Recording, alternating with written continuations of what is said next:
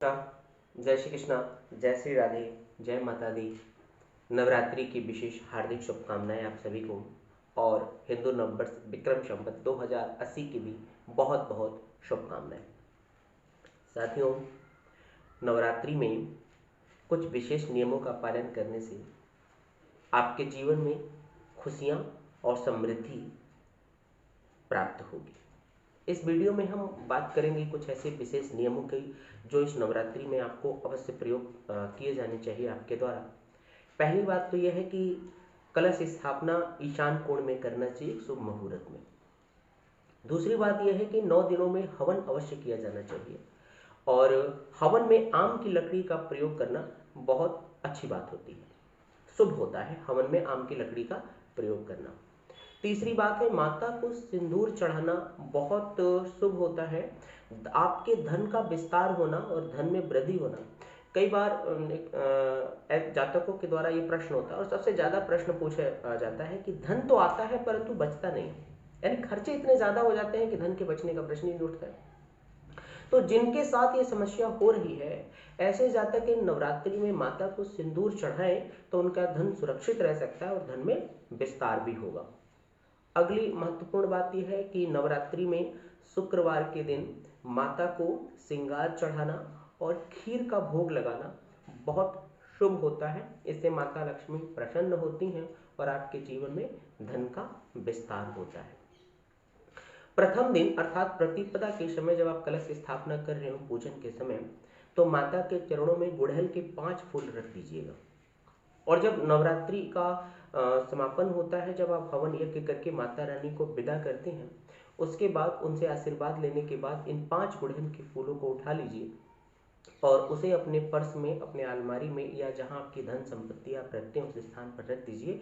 इससे आपका धन सुरक्षित रहेगा और उसमें वृद्धि भी होगी। अब वृद्धि होने का मतलब ये नहीं होगा, कईयों के मन में प्रश्न हो रहा होगा कि अगर 5 गुड़हल के फूल उठा करके हम अगर अपनी तिजोरी में रख दे जहाँ 500 की नोट है तो कुछ समय बाद वो 1000 रुपये बन जाएंगे। ऐसा नहीं होगा, अपितु वो धन सुरक्षित रहेगा और नए नए धन आगमन के स्रोत आपके जीवन में बनेंगे। और ये बात मैंने इसलिए कही कि एक जातक ने मुझसे ऐसा हास्यास्पद प्रश्न पूछ ही लिया था कि भाई अगर हम इस प्रकार की चीजें करते हैं तो वो धन कैसे बढ़ेगा।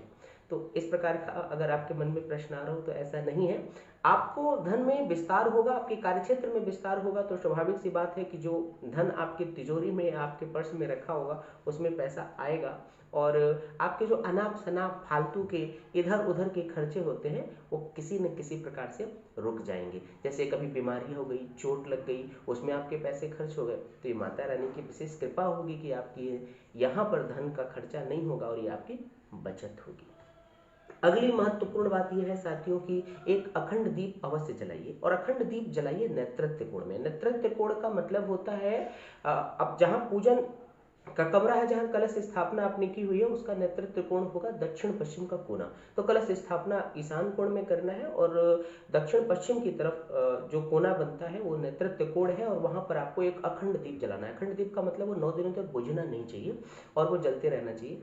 इस अखंड दीप से यस एक चीज और करिएगा, इसके अलावा उस कलश के नेतृत्व कोण के अलावा अपने घर का जो दक्षिण पश्चिम का कोना है, अपने पूरे घर का वास्तु देखिएगा और दक्षिण पश्चिम का जो कोना है वो नेतृत्व कोण है, वहां पर एक अखंड दीप भी जलाइएगा और इससे आपके घर के जो रोग और दोष होते हैं वो समाप्त हो जाएंगे। और अगर शत्रु आपको परेशान कर रहे हैं तो उन शत्रुओं का नाश होगा, आपका अहित चाहने वालों का नाश होगा और आपके हित चाहने वालों का और आपका भला होगा।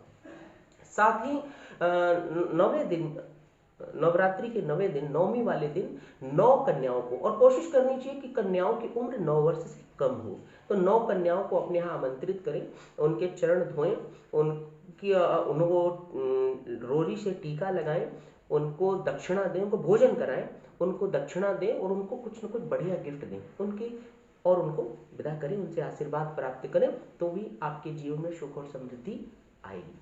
तो ये कुछ नियम हैं, अगर इनका हम पालन इस नवरात्रि में करते हैं तो निश्चित ही हमारे लिए बड़ी अच्छी स्थिति उत्पन्न हो सकती है और हमें करना चाहिए।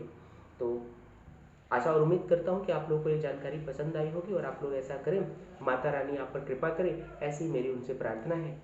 जय माता दी, जय श्री कृष्ण।